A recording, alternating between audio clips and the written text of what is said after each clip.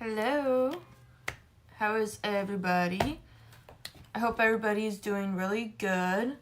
And Batman decided to come up here and join me. Oh, hi Batman. Hi. I think he's getting a little frustrated with Oreo. Hi Oreo. I think he seriously gotten a little bit bigger, it looks like. To me, it looks like it. Right, Batman? He's like, had enough of him. He'll like hold him down and he'll like bite at him. I think that's kind of a sign like, leave me alone. Batman.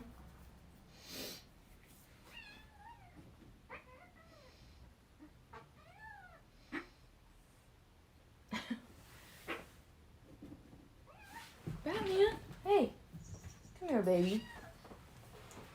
So this is Oreo. He's already getting a little feisty. You don't have to fight me. It's okay. It's okay. You're okay, honey.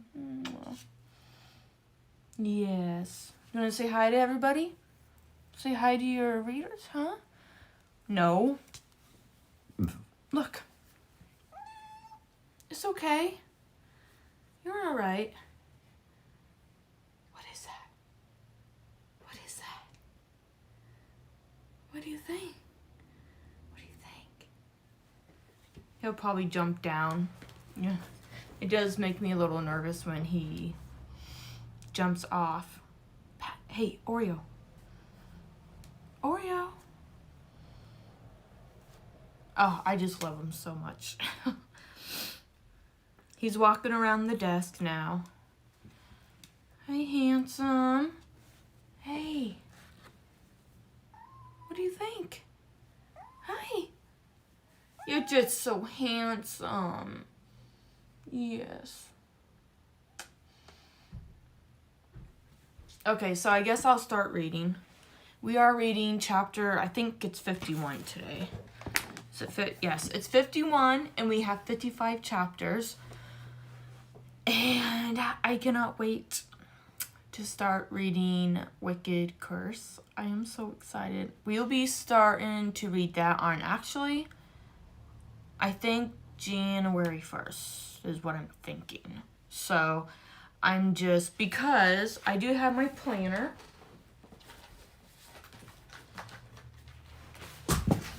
Whoopsie, my headphones. So on January 1st, yeah, we'll be doing chapters 1 and 2 because I'm pretty sure that I'm pretty sure one of these chapters are really short. So I'm just really excited to start reading that. So anyways, we are going to start with chapter 51 of Awakened Evil, which I had a lot of fun writing this book. So I think what I'm going to do is take some...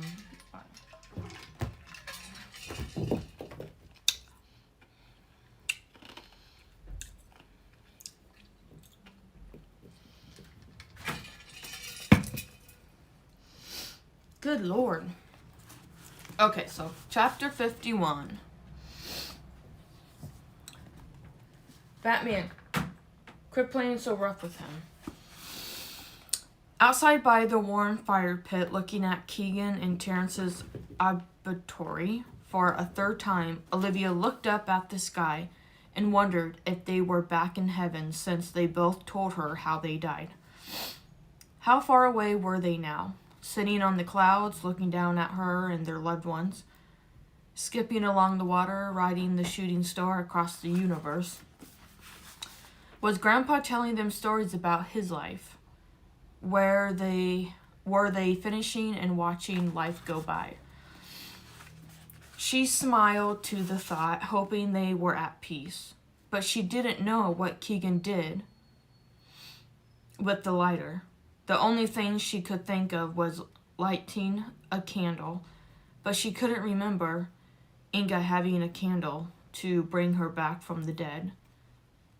Her phone rang. Batman. Kitty, kitty, kitty, kitty, kitty, kitty. She picked it up and stared at the screen. It was Gina.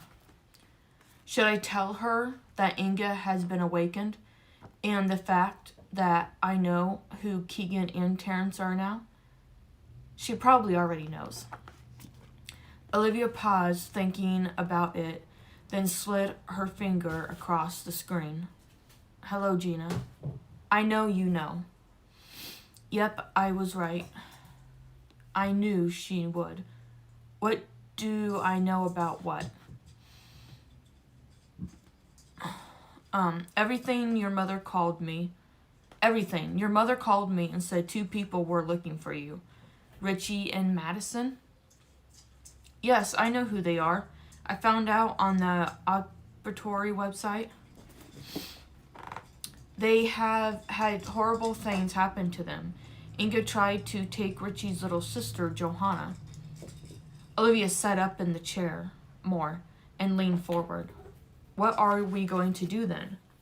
Well, your mom and dad probably won't like it, but we're going to have to put her back in the grave and make sure she stays there. Why wouldn't they like that? They probably don't want to be there when it happens. They don't want to go through that hell again. And they don't want to see you get attacked for the second time if they are there to put her back in the grave.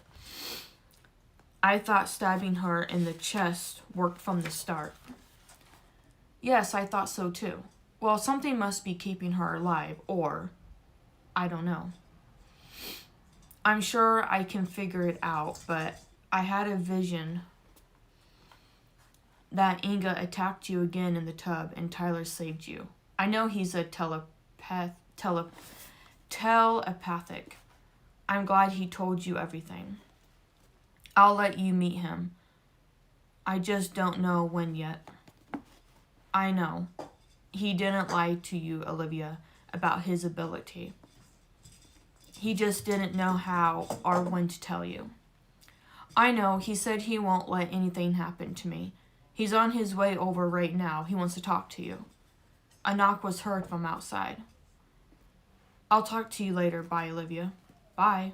Olivia turned around in the chair and saw Tyler. He wasn't wearing his black robe this time. She smiled and stood as he walked over and hugged her. Hi. Hi, Ty. Have you told your dad yet? About what? Does he know about the attack? Olivia shook her head. I can't tell him. I can't, Tyler.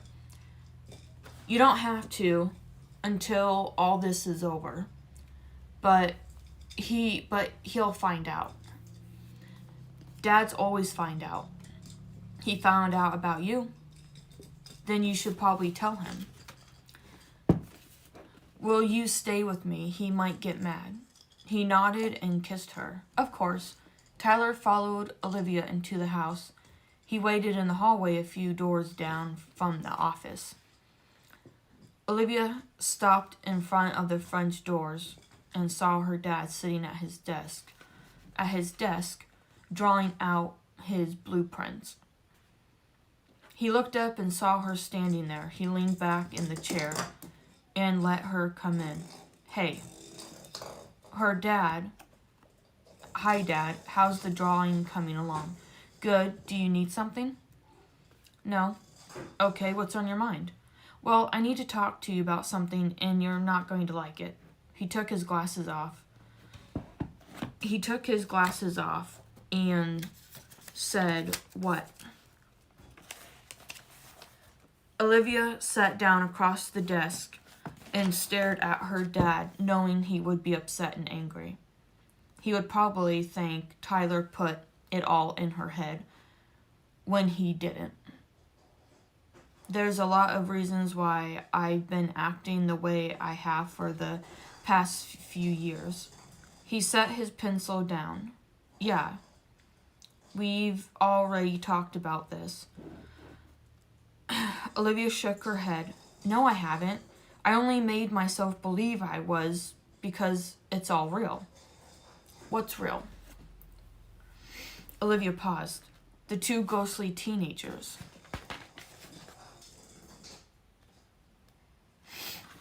Olivia, no. Olivia stood from the chair, staring at him. You have to listen to me. Your life depends on it. Okay? I need you to hear me. I hear you, Olivia. Everything that's been happening to me is real.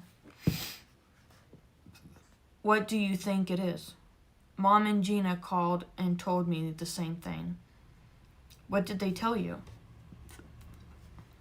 There's a reason why I keep seeing two ghostly teens, Keegan and Terrence. Her dad didn't say anything. He just stared at her. I know who killed them. Who? Inga did. Her dad's face grew pale. What? He sat up in the chair and rubbed his forehead. It can't be. You killed her.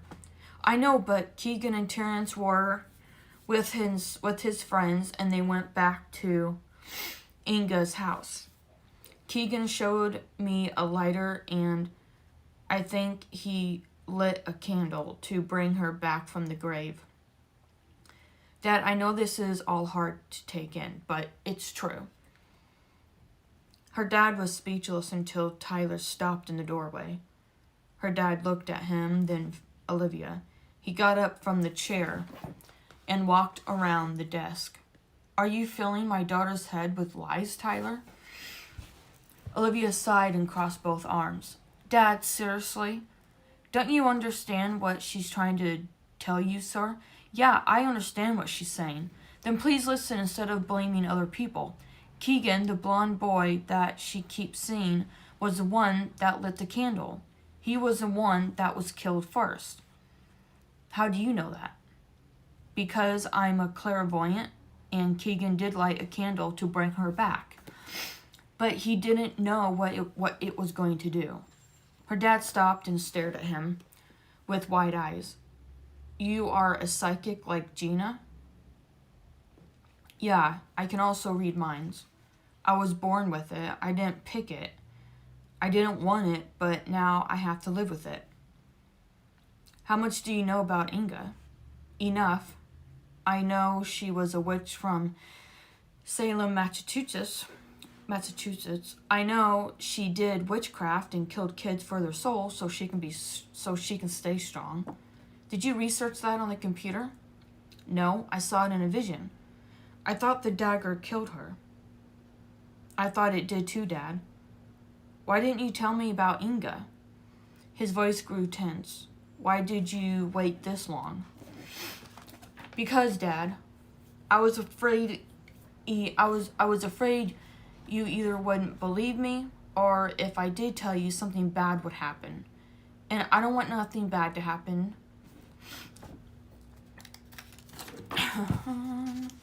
I don't want nothing bad to happen to you or Mom. I wanted to tell you, but I didn't know how.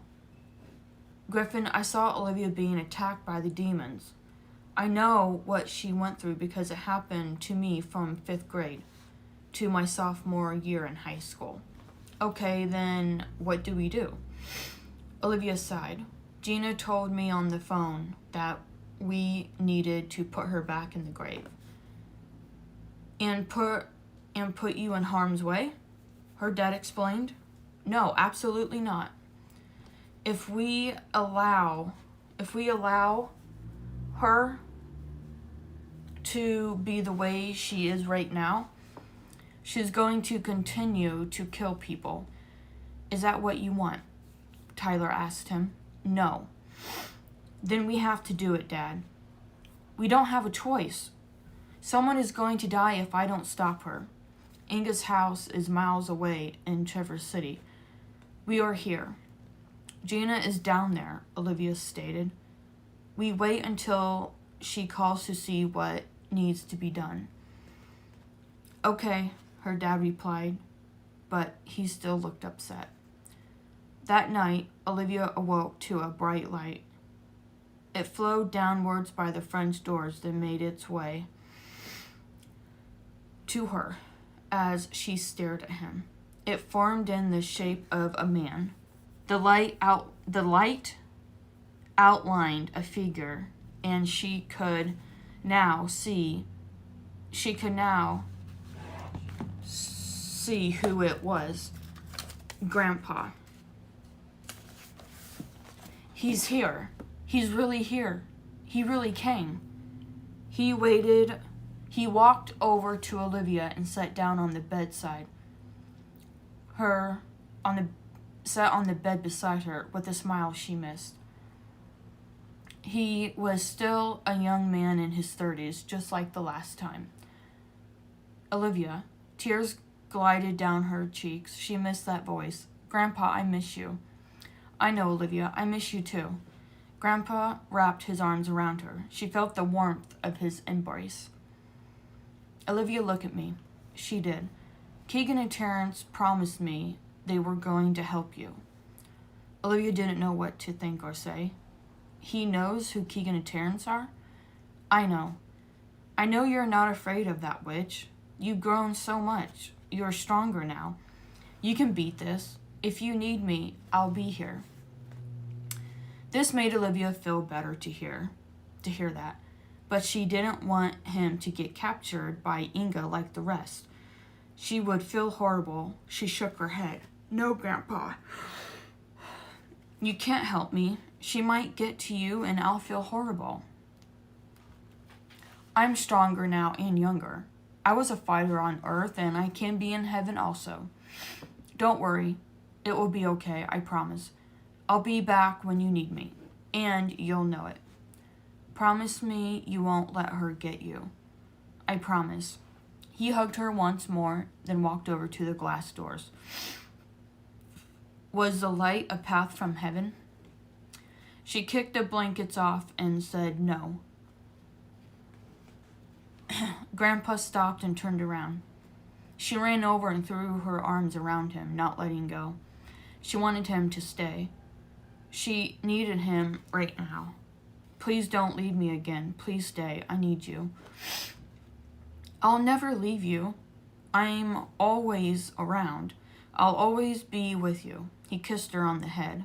Don't cry. You know I'm here. I miss you. I want you to come back. Olivia, they both stared at each other. You have to understand something. Please just stay. She rested her head back on his chest and let the tears flow. I miss you. I miss you too, but I have to go back. Olivia cried, holding on to him. She couldn't feel his chest where her head was or his shoulders. He slowly disappeared with a glowing smile. Olivia saw right through him. They're waiting for me. Olivia looked back at the light and saw white mist, the shape of people standing there watching them. Grandpa, are they from Salem? Yes. Grandpa touched her cheek, but Olivia couldn't feel his hand. He stepped backwards into the light, smiling at her. I love you, Grandpa. I love you too. I love you, Olivia. I love you too, Grandpa. Olivia wanted to walk into the light with him, but she didn't. She watched it slowly fade away. Heaviness claimed her legs and she fell to her knees. She leaned forward against the floor. If there were stairs up to heaven, she'd visit her loved ones every day. If only Grandpa had stayed longer, he would be keeping her safe in his arms. She wouldn't have to worry about anything. She lifted her head from the floor and saw 3 single feathers by her knees. Olivia picked them up and knew he was still with her, like he always said he would be. She got up and placed the 3 feathers in her shoebox, then laid back in bed and closed her eyes. Early Saturday morning, Olivia had a suitcase packed and a handwritten letter for her dad. As she stood by the front door, she looked at the note and knew leaving would worry him, but she had to get back home and end all of this once and for all. She laid the letter on the table, put her shoes on, and went outside, just as a taxi driver pulled in at the end of the drive. An hour later, After Gina awoken and took a shower, she stood by the coffee maker and yawned. The smell of coffee brewing had her wanting some. She opened the cupboard door and set a cup down. The coffee maker seemed blurry and out of focus. Her head seemed to be full and stuffy, like she had the cold. She knew what was going to happen, right as she thought that the whole kitchen changed to a blurry sight. She kept her balance, gripping the edge of the counter. Soon she could no longer feel it, and she was now in a different place and time. Women and men stood by silver poles attached to the ceiling and floor. Children were watching iPads with headphones on. People were looking out the windows, pointing and taking pictures. A bell rang as all the doors closed. A man walked to each seat, checking tickets. She was on a train. Why was she having this vision? She turned around and a young girl caught her attention as she walked toward her. It was Olivia. The vision brought her back to the kitchen. Once the vision was gone, a sharp pain shot through her brain, leaving an aching pain.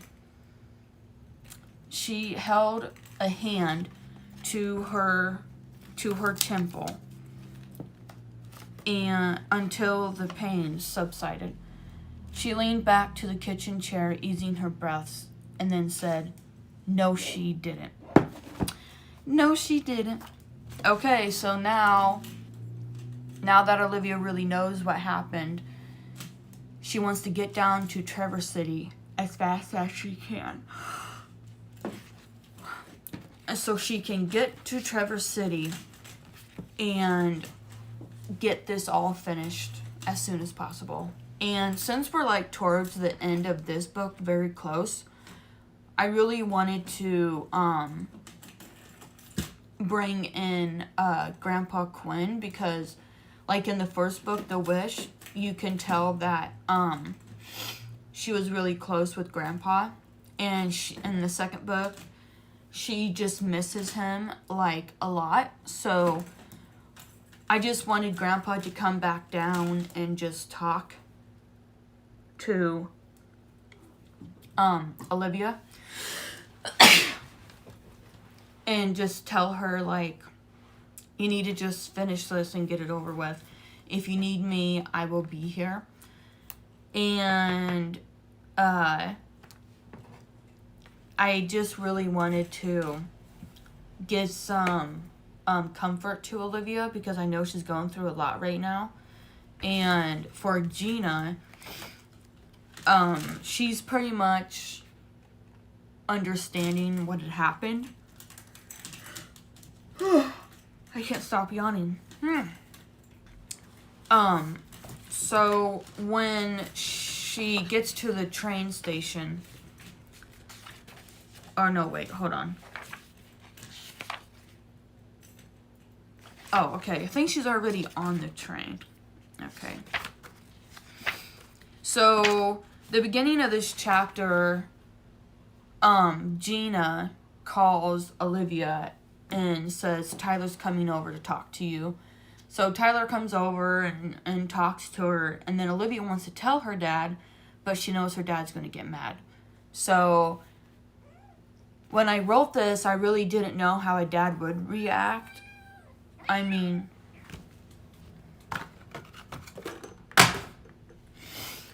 so I didn't know how he would react, and I knew to get to the next step, Olivia needed to tell her dad so she can get moving on to what she needs to do next.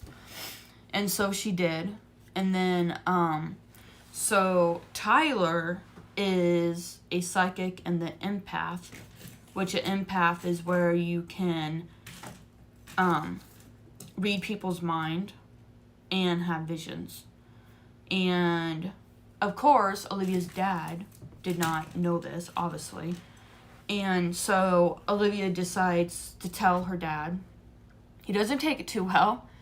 And then she decides that she needs to go down to Traverse City and just get this whole thing figured out and why the boys had to light the candle. And so that's where we are going to stop. So now, Monday, this upcoming Monday, will be chapter 52, and that will be from Olivia's point of view. So we have 1, 2, 3, 4. We got 4 chapters left. I'm so excited. Oh my gosh. I feel like I want to do like 2 chapters now just to get it done so I can start Wicked Curse. But I really want to start Wicked Curse the beginning of the new year. What other way to start a new reading? So, yes. So if you guys have any questions about this chapter, I will answer them. So, I will see you guys in the next live, which will be Monday. So this weekend I'm going to relax. But actually, tomorrow sometime, I'm going to go to the gym. I've been going to the gym since Monday. I've been going Monday, Wednesday, and then I was going to go today, but I worked. So now I'm going to go Monday, Wednesday, and Saturday. I don't know if I will Sunday because that's supposed to be a day of rest. So I think I'm only going to go like 3 times a week. So I was going to go tonight, but it's really misty and foggy out, and I don't like walking in the dark. So my friend today suggested to me to get a taser and pepper spray. So I guess I'll be ordering that. I don't know when, but I will. I'm going to go to the gym during the day when there's like a lot of traffic and stuff. So, but anyways, thank you so much for reading along with me, and I hope you guys enjoyed it. So, and I just love this background, how well I did it. I just love it. So anyways, thank you so much for watching, and